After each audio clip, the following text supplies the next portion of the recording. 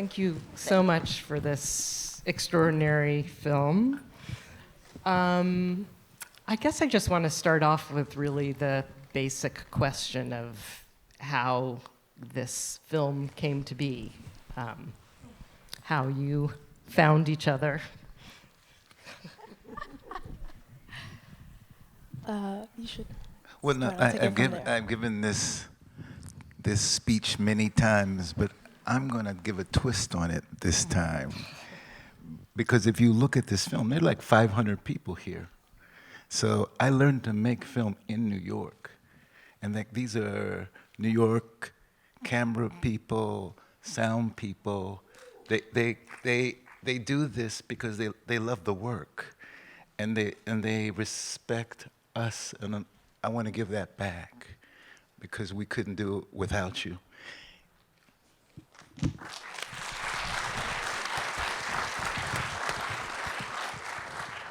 So you're not going to answer the question?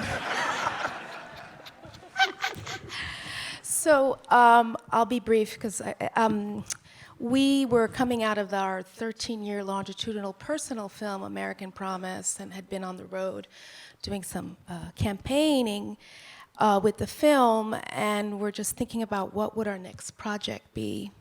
And we thought about doing an exploration around profile, and music was something that we really wanted to explore. A few names of musicians we were thinking about and realized that the money was not going to be enough to get started because it's a very expensive endeavor once you start working with music. And then it was actually Joe who mentioned Nikki's name and the idea of poetry and working with poetry. And I thought it was an amazing idea, knowing how much her work has impacted me personally. And the wonderful thing is, I think we called Ginny Fowler, and they said, yes, come on down, let's meet you. And then the rest is history. That was back in 2015, September. Oh, wow. So you speak a little bit in the film about vulnerability, and I'm wondering if you can talk a little bit just about that initial meeting and your decision to make your life open to these filmmakers to interpret. You talking to me? I am. Well, first of all, I wanted to thank you for getting me. I've had a little vertigo, and for any of you who've had it, it comes and goes. It's a mess, and you can get like, but I didn't want you to think, oh, the bitch has been sitting around drinking champagne, and now she can't walk on stage. But that is not why I was a little weavy there.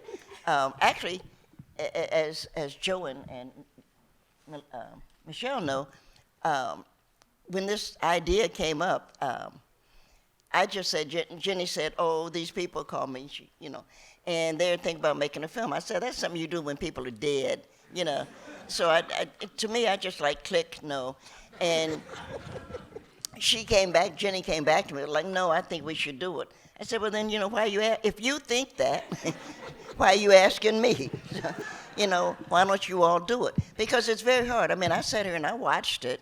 I watched the film, but I'm really glad that I had enough sense to let you and Joe and Jen make the film. Because if I had been making the film, I probably would have done, and I don't know what different. But it's hard to look at yourself. That's not what I do. And the funny thing is, since this film came out, and to me it's funny, the funny thing is, I've had like 3 offers to make movies now. That is the truth. And I'm like, what the hell is wrong with you? I'm a writer, Oh, well, we thought you'd be really good. I said, don't have any shit. You just, oh, excuse me, is there any children in?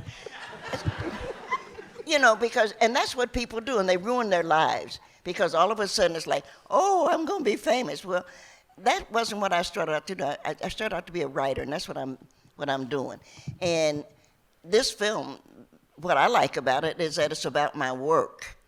And so actually I I did what you all told me. Smile, turn that way, and and that's hard.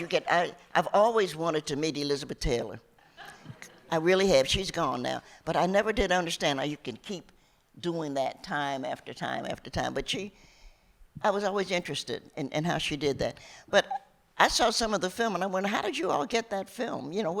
Where you had film of me on a plane, and I have no recollection of how you got me on the plane. No, I mean, and on a cellar, because I take the Acela a lot. And I was wondering, where did they get that film from? And I remember, because Jenny asked me that it came up because I'm not particularly radical or anything like that. There are people I hate, like Donald Trump, and, your normal things, but it's pretty normal. If you don't hate Donald Trump, something's wrong with you. But, no, that's a fact. But I was sitting there and I was thinking, the only thing Jenny said, well, Michelle called and she wants to open your FBI. She wants you to give permission to open your FBI file. And I said, because I'm not friendly, I mentioned that in the film, I'm not friendly, but I also had to mention, but I'm also not crazy. And that FBI file will not be open until I'm dead, because I cannot imagine what's in. J. Edgar Hoover, motherfucker, I could not imagine what he had to say about me. Excuse me. I hope there are no children in the audience. But you know that Hoover, and what a terrible person he was. And you look at my friends, and I'm not friendly, but you look at the people I kind of hung out with, and you can see, God knows what they must have. They probably have pictures of me chewing.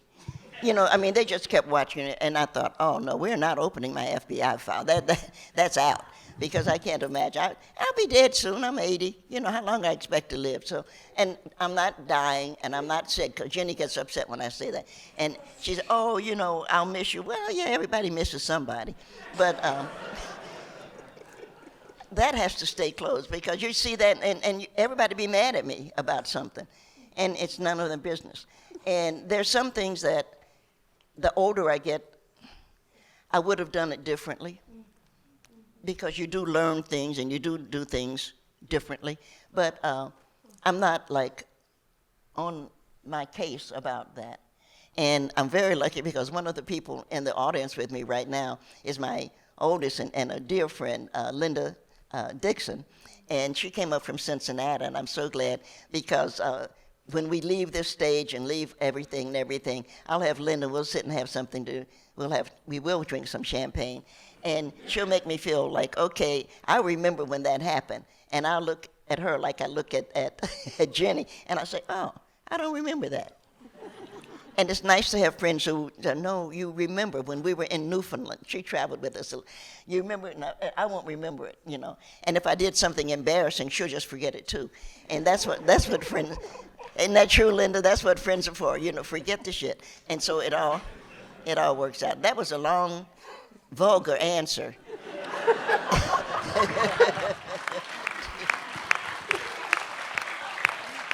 Yeah, I think that's just what we were asking for.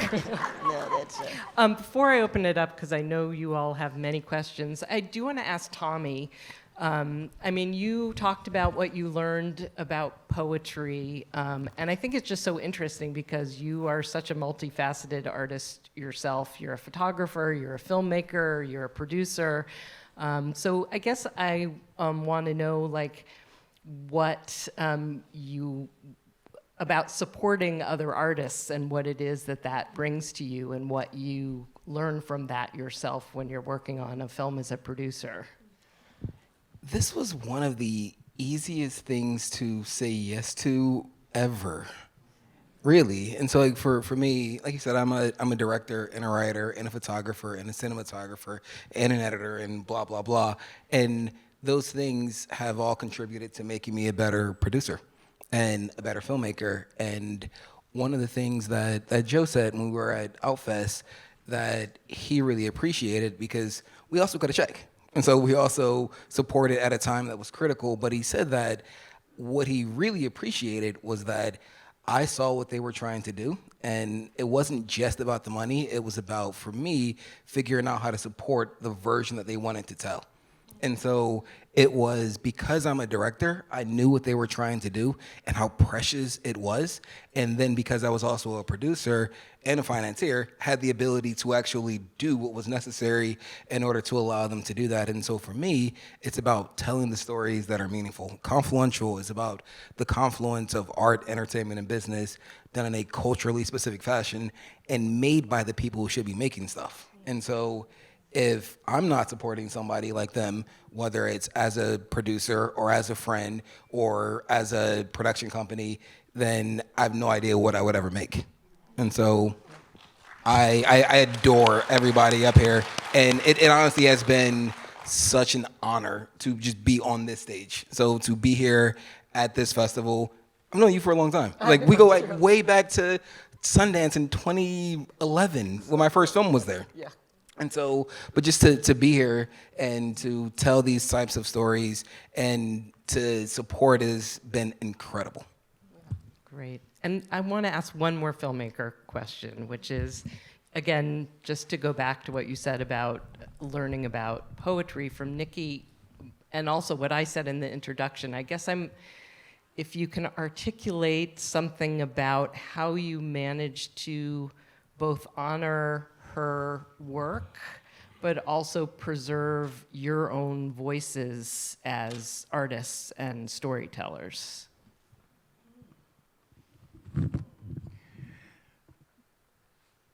So I know we're going to eat soon, so I'm going to like see if I can abbreviate this.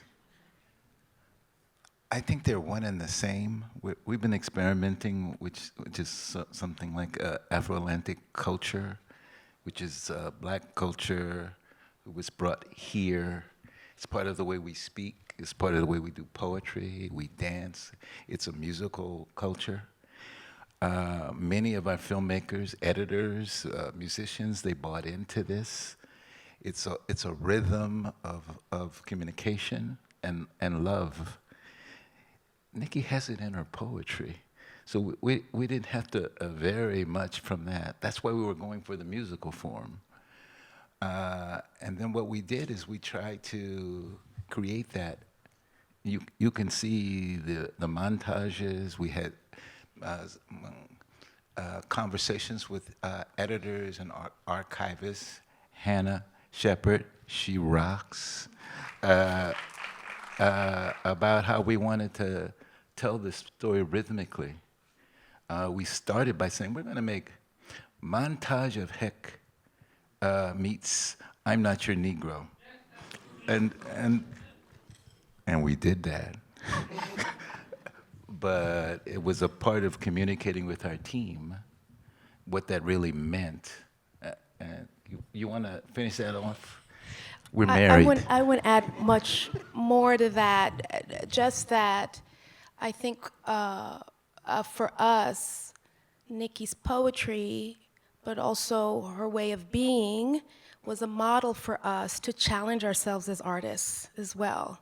So the poetry became a palette for us to really explore the visual, the sonoric, the musical, in a way that we were pushing ourselves too, and the way she challenges us to push ourselves. So we had no choice really but to look for our voice, the uniqueness of what we were trying to say, in order to honor the poetry. So in some ways, we had to find that voice to really honor it in the way that we felt it should be. But so. one of the things that we learned is not to give a shit. And what I mean by that is it's very important. We're not listening to audience. We're not listening to critics. We've done that. It didn't work out too well for us. But we're looking for a way of communicating in cinema that we love, and we're our first audience. So, listening to Nikki say something similar for 7 years, it strengthened our ability to make strong choices. Oh, yes. I also just want to say that there's nobody else on this planet who could have made this film. Really. the bold, intentional storytelling, the willingness to do things that it's the version that you see and what you want to put into the world because it's what you want to do, and honoring the beautiful, rich tapestry that you have created over decades, but done in your own way, where it's not a standard biography, it's not boring, it's unbelievably entertaining and the best version of what this film could have been.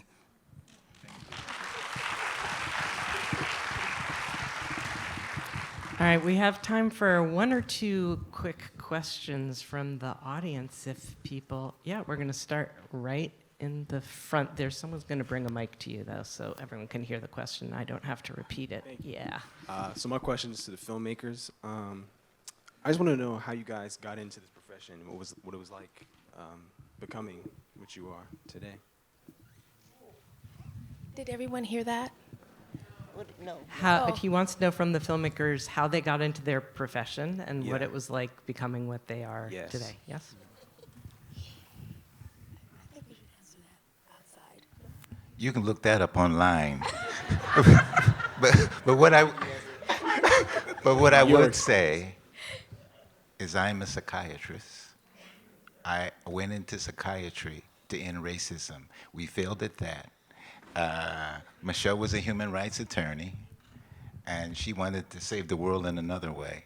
And we discovered cinema, which we can do a little bit of saving. But what we really know is the message for this film is that you got to do the saving. Nikki is giving you her version of what needs to be done. We're giving you a message. It's for the future. But if you want to talk later, we can give you the rundown. Absolutely. I appreciate it. Thank you.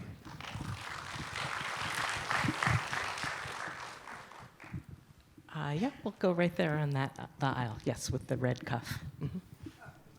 The red cuff. Hi, so my name is Colette V. Smith. I don't necessarily have a question.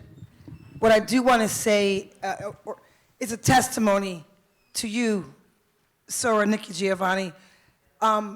You have helped identify so many black women to use the power in their voice and do it so beautifully, where I now know that my different is beautiful. My different is no longer a bad word. And I owe most of that to you, as I'm certain that most of us black women in this room and black men could say the same. So thank you. It is an honor to be in your presence.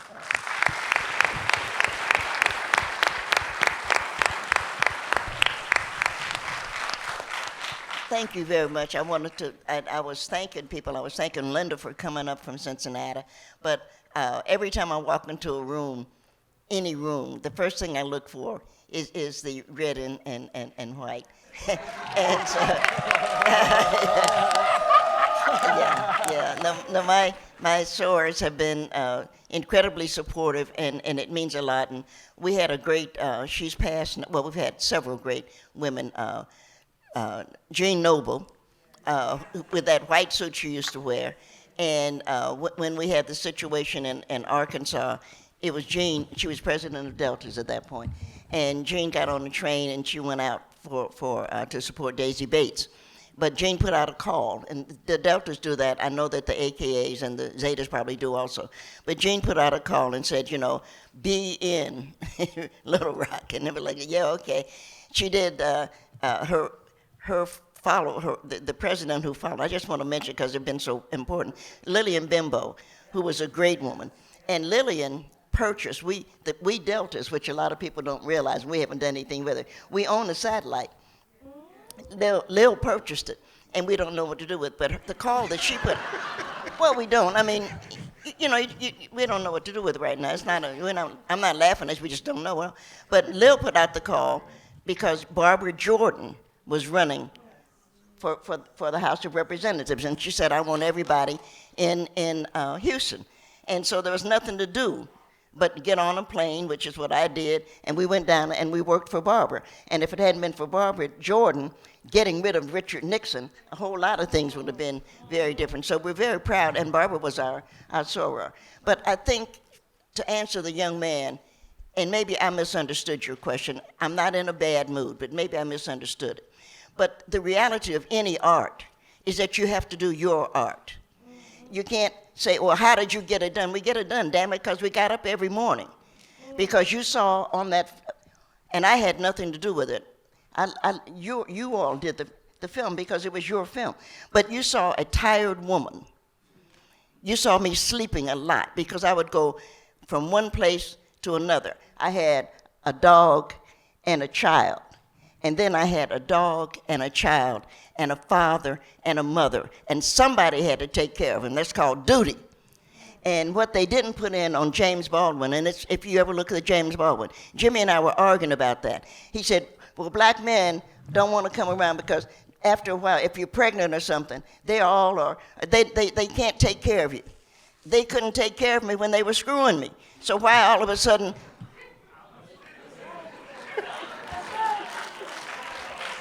Why is it all of a sudden important? Why all of a sudden, oh, we didn't have any money to pay the rent. You didn't have any pay, you couldn't pay the rent when you were in my bed.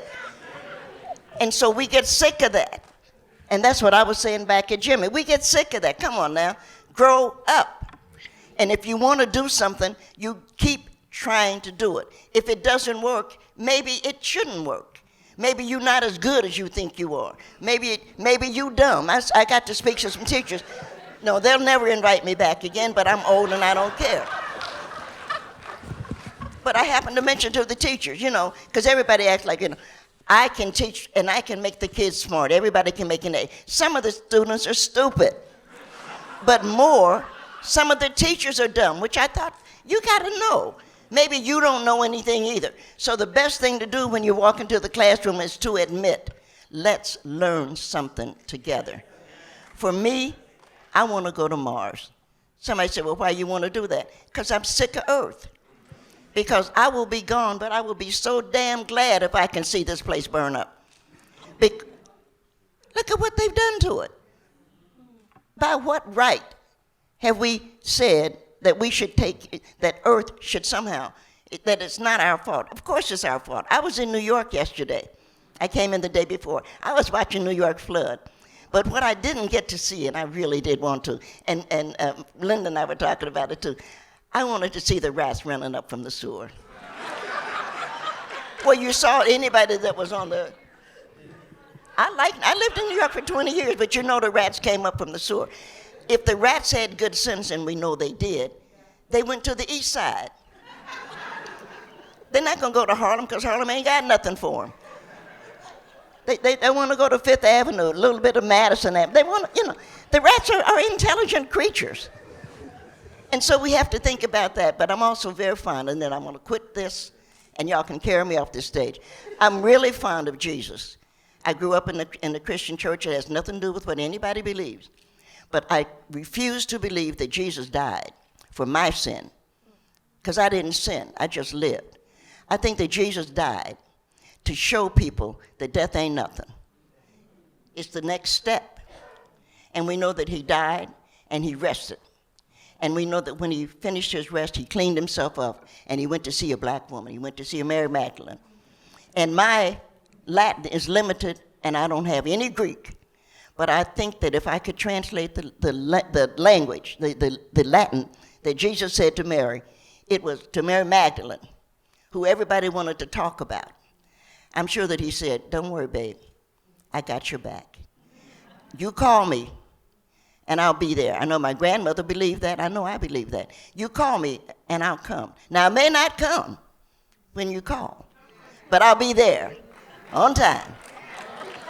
And that's what I like about it. And if we lose that ability to recognize that nobody died because we did something, it's a transition.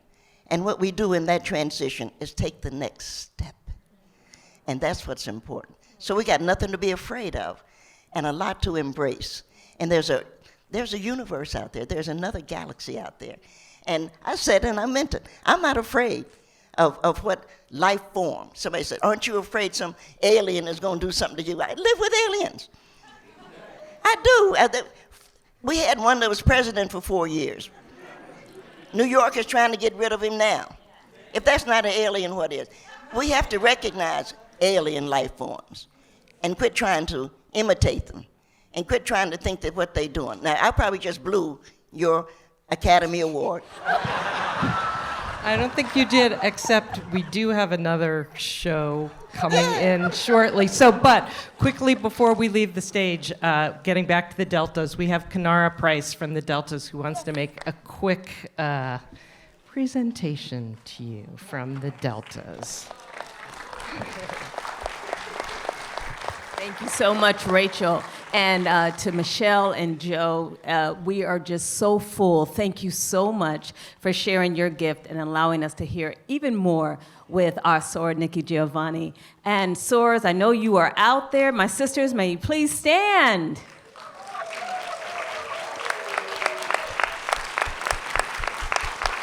Sora Giovanni, we just want you to know how much we so very much love you. We thank you. You've dropped so much in our hearts today. And just know wherever you are, we will be there. So if you're going to Mars, look out, because we're going to be there too. All right? Love you.